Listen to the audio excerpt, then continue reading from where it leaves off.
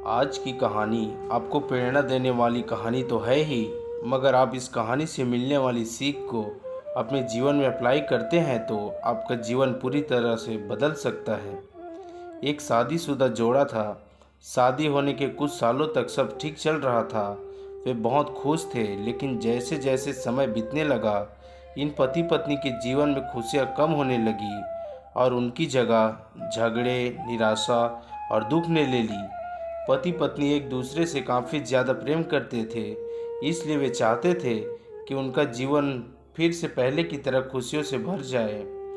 दोनों अपना जीवन पहले की तरह बनाने के लिए कोशिश करने लगे, लेकिन उनकी लाख कोशिशों के बावजूद उनका जीवन वैसा नहीं हो पा रहा था जैसा वो चाहते थे। जब ज़्यादा बड़ा बदलाव नहीं नजर आया तो दोनों ने अपने कुल गुरु के पास जाकर इस समस्या का समाधान पाने का निर्णय लिया। वे अपने कुल गुरु के पास पहुँचे और उन्हें अपनी समस्या के बारे में विस्तार से बताया। उनकी बातें अच्छे से सुनने और समझने के बाद कुल गुरु ने उन्हें एक उपाय बताते हुए कहा कि अगर आप दोनों किसी ऐसे जोड़े को खोज लेते हो जो संपूर्ण रूप से सुख है, तो उसके कपड़े का एक टुकड़ा ले आना। बस उसी दिन से आपका जीवन बदल जाएगा और आपको वैसा जीवन मिलेगा जैसा आप चाहते हैं। पति पत्नी इस उपाय को सुनकर खुश हो गए। उन्हें लगा ये अच्छा है, क्योंकि उन्हें ऐसे जोड़े को तलाश करने में ज़्यादा समय नहीं लगेगा जो पूरी तरह खुश हो, और साथ ही साथ उन्हें थोड़ा घूमने का भी मौका मिल जाएगा। इस जोड़े ने सोचा सबसे ज़्यादा सुखी जोड़ा वही हो सकता है जिनके पास धन धान्य की कमी ना हो। इसलिए उन्होंने सबसे पहले अपने राजा और रानी को मिलकर उनसे पूछना बेहतर समझा कि क्या वो संपूर्ण रूप से खुश हैं या नहीं। दोनों ने किसी तरह राजा और रानी को एक बार उनसे मिलने के लिए राजी कर लिया। जब वे दोनों राजा रानी को मिलने गए तो उनका काफ़ी अच्छे से स्वागत किया गया और खाने पीने को भी अच्छे से अच्छा खाना खिलाया गया। वे दोनों राजा रानी के साथ में बैठे थे। तब मौका देखकर उन्होंने राजा रानी से पूछ लिया कि क्या वो अपने जीवन में खुश हैं। राजा रानी दोनों ने कहा हाँ बिल्कुल, वे दोनों जीवन में खुश हैं। राजा रानी की जवाब सुनकर जोड़े को खुशी हुई, लेकिन फिर भी उन्होंने आगे बढ़कर पूछा क्या आप दोनों पूरी तरह से खुश हो। यह सवाल सुनकर राजा रानी के चेहरे पर थोड़ी सी उदासी छा गई। राजा ने कहा हालांकि भगवान ने हमें जीवन में हर वह वस्तु दी है जिसकी ज़रूरत होती है, या यूँ कहूँ कि ज़रूरत से ज़्यादा ही दी है, लेकिन एक संतान सुख अब तक हमें नसीब नहीं हुआ। राजा का जवाब सुनकर जोड़े को पता चला कि वे संपूर्णतः सुखी नहीं हैं। उन्होंने अपना सफ़र आगे जारी रखा। उन्हें पता था कि दूसरे राज्य में एक बहुत धनी सेठ है। इस सेठ के पास धन दौलत के साथ साथ बाल बच्चे भी हैं, इसलिए उन्होंने उनसे जाकर पता करना चाहा कि क्या वह पूर्णतः सुखी है या नहीं।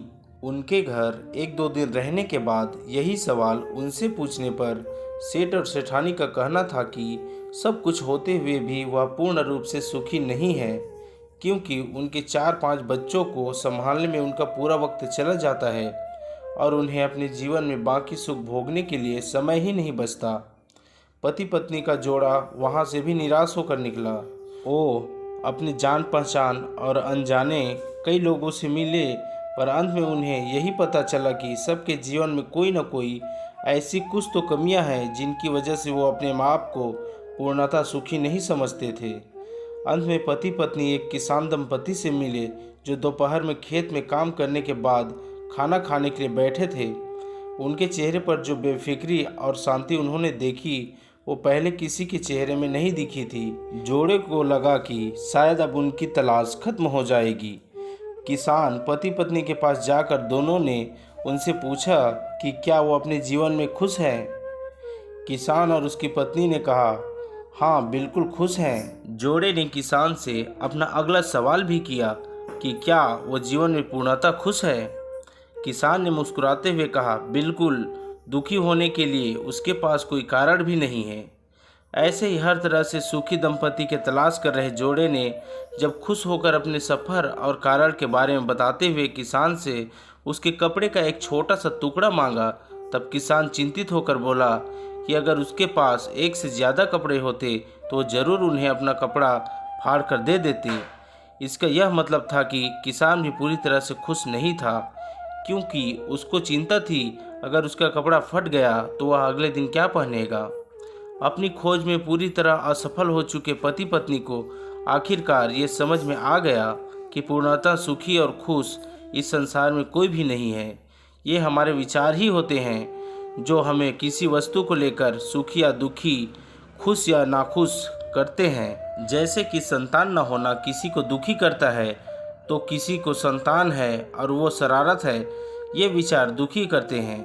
किसी को कम धन होना दुखी करता है, तो किसी को ज़्यादा धन कोई चुरा न ले, ये विचार दुखी करते हैं। कहानी की सीख।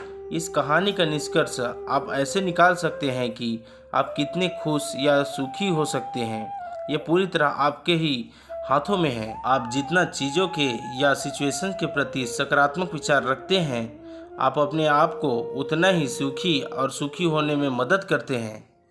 दोस्तों, ऐसी ही कहानियों के लिए हमारे YouTube channel Hindi motivational story को अब भी लाइक, सब्सक्राइब और शेयर करें। धन्यवाद। मिलते हैं अगली कहानी पर।